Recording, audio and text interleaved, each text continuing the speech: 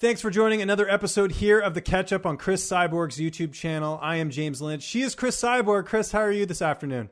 I'm great. Just have a nice morning and now enjoy time with you. Yes, always great on Tuesdays getting to catch up with you here on Cris Cyborg's YouTube channel. As always, thanks so much for the feedback. We're really loving this show. If you guys have watched the show for the first time, or girls, make sure you subscribe to the channel and just give us some feedback. We're always looking to improve the show and make it how you guys like it. So hit that like button, hit that subscribe button for this show. We do it every Tuesday here on Cris Cyborg's YouTube channel. All right, let's get into it. People aren't following you on Instagram. They should, at Cris Cyborg. But I noticed that you posted that photo of you back in 2005 in a Japanese magazine. I thought it was so cool. And it mentioned that you had played handball. And this is something I was unaware of. I know that you were really big into that back in the day. How long did you play handball for? I started playing handball when I was 12 years old till 19 years old. My whole time in teenager, I have a scholarship. I play handball. I travel all my teenager time and compete. And, and then I started training for MMA. I was never thinking to be a fighter, but I was play handball. I do running too, cross country, the people call here. And yes, it was my dream, be a handball player.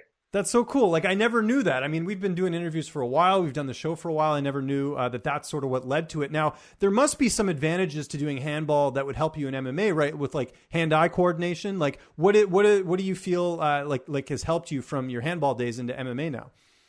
I think the most important I learned to be athlete, and I learned how to work the sport. Like, I learned to lose, I learned to win, and it's a team. And sometimes I handball, my team was not the best team in the league, but you always improve every game. But I'm learning. I learned to be living the sport, training. I learned about nutrition, and my coach, we have the time I learned training, lift weight, strength, coordination. I was swimming. Everything we did with the work for be a good player. And I think it will help a lot about MMA, because when I started training, I was 19 years old. I didn't know anything about fight, but I have my body ready. I was strong with strength. I was ready. I was physical, because if you check online handball, it's very rough game. You touch each other. It's no easy game, and you can see I feel look like close to MMA. You actually had your handball coach introduce you to Chute Boxe. So that's sort of how the no pun intended, the ball got rolling in terms of you training in MMA. So what was it like, the first time you walked into Chute Boxe, one of the legendary gyms of our time? The first time I was playing I was training, and sometimes we training for guys, and the one guy play with us, his guy watching. And after you do like training, train together, he came talk to me and said, I think you can be a great fighter. I was 19 years old. I was never thinking about, I was ready to sign a nice contract with one team. I was going to move it to my city, another city. I look at him, man, I don't know what is MMA. I don't know. He said, come to the gym, Chute Boxe, and you're going to like. And all the time he's asking me, and I show up at the Chute Boxe gym, and there was Rafael Cordeiro as the coach. And I didn't know anything, but the one thing I like to learn, and I have that thing the compete. I like to compete. Doesn't matter if I win or lose, I like to compete to do my best. And I think this has helped me improve in MMA. And when I did 6 months training, I did my fight in 6 months training. I said, I want to do this. How's like to this? And I did my first fight, and I said, I love this. And I give up all the scholarship, I give up the team, and start doing a new sport. Very cool. Okay, well, that's interesting. I didn't know that. So that's always why that's why we do the catch up, so we can learn more about each other, which is very cool. Now, October 17th, you're putting on an event. I was reading that you're going to be doing an MMA event in Curitiba, Brazil. Tell me a little bit more about this event. The MMA event we started doing in Brazil because we want to help the athletes have one place to fight in, for bringing more champions, for my city. And I feel like this is something I have the blast. I want to blast the fighters too. I have, when I start training, I have people support me there. In Chute Boxe, you might have one event too. And then I fought. Then I have to have one place to fight. And then I was talking to my brother. I'm the co-promoter with him, Rafael Justino. He's brown belt jiu-jitsu. He's having some couple fights too. And he said, Chris, let's be together and do an MMA fight. And then MMA event, don't just have MMA, have a jiu-jitsu, have sometimes boxing, we mix a little bit. But this event, 70 October, is going to be the seventh Cyborg Nation event we're going to do. And they're going to be on Grand Prix. I worked with Scott Coker for this fight. And I told him, okay, what division do you think is going to be good for doing Grand Prix? And they'd like to work together. And he said, 135 pounds is going to be great. And me and my brother sit down and we make a plan. And they're going to have 3 events. The first one is going to be 17 October. And then the second is going to be 6th February. And the final Grand Prix is going to be 8th May.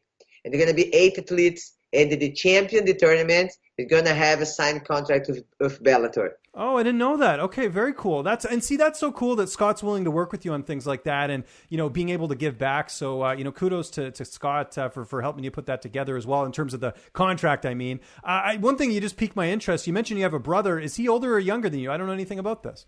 He's older than me. Before he play soccer, and he loved soccer, and I was love handball. And after he's had an injury in his knee, and he stopped playing soccer, and I bring him to my world, and he's like to training, and he did a couple fights, and now we work together to this event. And very nice, it's going to be live. You guys want to check it out about the video, about this event, you guys can go have 8 old fights from Cyborg Nation event in my YouTube channel. And the next, soon we're going to know where we're going to be in live, and you guys can watch October 17th. Going to be exciting. And another reason to subscribe to this channel, not just our show, but there's lots of good content on here every week. So I definitely want to be subscribed to the channel if you aren't already. Switching gears a little bit here. We talked about Rafael Cordero in this interview. I know you're back there training at King's MMA. I had the opportunity to speak with someone I've been interviewing for years, one of the most talented flyweights in the UFC, Sabina Mazo. And I brought you up, and she's a fan of the show, Chris. She does watch it. So that's really good that we got Sabina as a fan of the show. But, Sabina's very talented, and one of the things she talked about was how much of a mentor you've been to her. How has that been, just getting to work with her a little bit and just seeing her career blossom the same way it did for you when you came over from Brazil? I went some event because before we did some conditioning training with my friend and coach Hook, and they do some training together, and I met her there, and I watched a couple fights with her, but I never had the opportunity to train MMA with her fight life. And I know Sabina, she's talent. When I look to her, remember when I'm starting. Because she's every day in the training. Before I always love to train in discipline. And nice because she moved from Colombia to the United States for follow her dream. And I moved from Brazil for the United States for follow my dream. And she's 23 years old. And when I fought Gina, I started moving America after I fought Gina Carano. I was 24, 23 too. And it's very nice because I feel like I don't feel just she learned from me, but I learned a lot from her too. And it's nice to see when people have in your eyes that the girls like her have a dream, and they you motivate you training, motivate you to be better. She's motivated to me too. And it's nice. We do amazing training together. Every training we improve. Getting better 1% every day together. I challenge her and what she's no good. She challenged me what I'm no good, and then we get improved together. Yeah, iron sharpens iron, as they say, right? So that's really cool. You guys have really fed off each other. And by the way, Sabina fighting September 12th against Justine Kish. You don't want to miss that fight. That's going to be an awesome one in the UFC flyweight division. Okay, switching gears a little bit. People didn't see the video. There's a poster up at, I saw that has this Legends card with Wanderlia Silva and Vitor Belfort. Let's say this fight does happen. I don't think it will, but how do you think a rematch would go? Because that's interesting. 2 legends of MMA.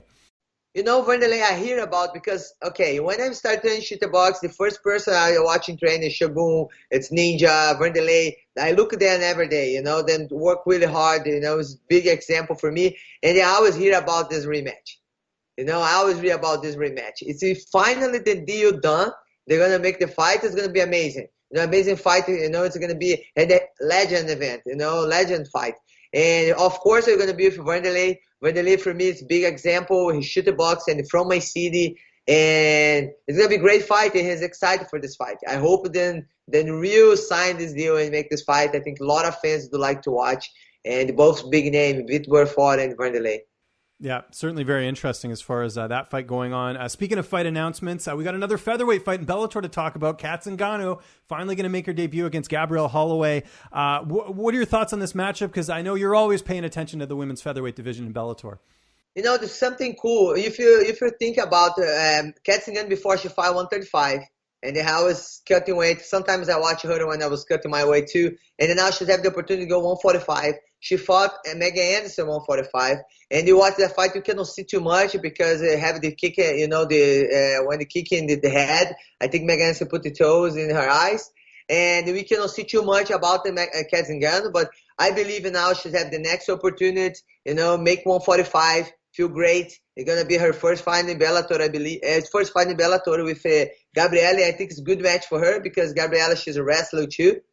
And I'm very excited for this fight. It just improve how Bellator, improve and they put the work together for making the best featherweight division in Bellator. I believe where I have the people over there for doing this.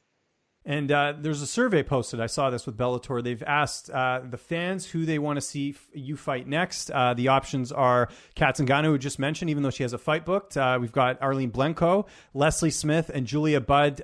Who would you most like to face next? Because there's some big names in there, obviously. I was thinking about, Arlene Blencowe. She's have 3 wins in a row. And she's 2 times world champion in boxing. I think she's the first contender. She beat Leslie Smith. And I would like to face off her. I think she's going to be the best match for me now. And she's #1 contender. And I'm very excited. And I know people say, this is a nice thing. Bellator has so much girls in my division. And you can see a lot of girls have to be options to the fight. But, I respect all the fighters going up. And I believe she's #1 contender. And I'm winning for a fight with her. We'll see what happens. Obviously, we got. Hopefully, we're gonna have some fight news soon. I know it's coming up close here because obviously you got to fight. At some point this year. So we'll see what happens there. Let's get to our phrase of the week. Last year I struggled a little bit. This week we'll see how I do if I'm a little bit better. So this week I thought we'd do how to say I'm sorry because I'm sure there's going to be situations where I don't say something right and I might offend someone or I might just make a mistake or something. So how do I say I am sorry? How would I say that in Portuguese? Me desculpa. Me desculpa. Isso, me desculpa. Me desculpa. I think I got that one on the first try. We'll see. Yeah, me desculpa is good. You did good, yes. Nice, it's very nice. We're getting it. We're getting Chris, I'm telling you, if this fighting thing doesn't work out, Portuguese teacher, I think it's right up your alley. You're doing a great job with that. So. You have to learn the polite words, and they're not our language. Sometimes it happens to say, me desculpa, I'm sorry. Very cool. I say I'm sorry a lot because I'm Canadian. We're known for being very polite. So this is stuff I have to learn. So you're really prepping me quite well. You say hey too? We say A. Yes, exactly. Yes. We're known for that. We say A. The gym I came from, everybody say hey, like they're excited for the fight. Yes, we say A, they say hey. It all makes sense there. Yes. As usual, I know you got a lot going on outside the cage.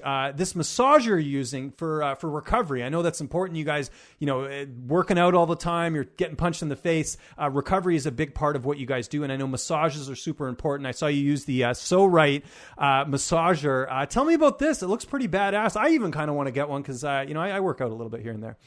I really love Pso-Rite. Everywhere I go, I know it's black. I cannot see behind. Everybody I go, I bring it with me. And it's funny because before I have a lot of problems in my neck because you always tie, and the hips too, always tie. And sometimes you want to find one way for you touch your chest, your back in some point, or use a tennis ball too. And this is work perfect. I use before training, after training, when I feel my muscle really tight. And then have a little one too. You can put your car, sometimes you drive, you feel your back a little bit, you can put it in the back here when you're sitting and then doing the massage over there. And I told my team, send it to you for you can use too. And for me, amazing. I really like, and I support them, they support me. It's very perfect. And I give a lot of friends around me. They have a problem sometimes the hips because you kick too much, you run a lot, and then doing the legs too, and it works so well with me and for me. And I think everyone have to try. It's very good. Yeah, and massage is important, not just for fighters, but for everyone. If you're like me, you sit in a desk all day, you need to get those kinks out. So, and with COVID, I'm sure it's tough to get massages now sometimes. There's a lot of precautions. So This eliminates all that, right, Chris? You're good to go. So that works out well. Before we wrap things up, as we always do, got to plug the Cyborg Zoo account. You're always getting new animals. You're like a Dr. Doolittle here. It's great. I saw you got a Pitbull, a new Pitbull that has been added, and it's from the realpitbull.com. And if that sounds familiar, there's a lot of other fighters, combat sports athletes that have been involved with them. You got Canelo Alvarez, you've got Bud Crawford, and Chito Vera, who also I know is bought from them as well. Tell us about this new Pitbull. I met Chico Lopez from Morango. Morango is a fighter too, Fabricio and Camões. And he called me, Chris, I'm a guy very nice. He's your fan. He's love you. And he would like to do a gift. And he would like to give you a dog, one Pitbull.